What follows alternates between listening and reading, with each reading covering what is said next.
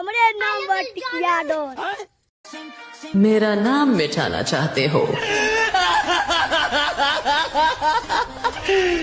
खुद मिट जाओगे। हमरे नाम टिकिया डोर। रे टिकिया डॉन भाई हम दुख लागल। तो साला 10-15 दिन हो गए चोरी कला।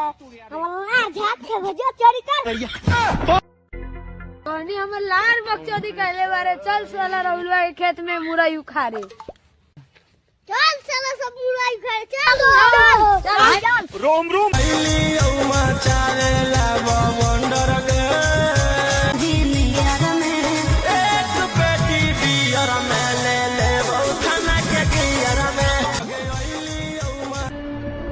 कौन बने साला मुरई खाई?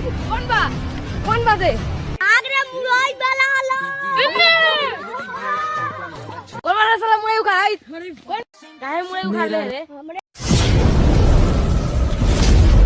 हमरे नाम टिकिया डोर। हम खाने दे तू कथी काला दे।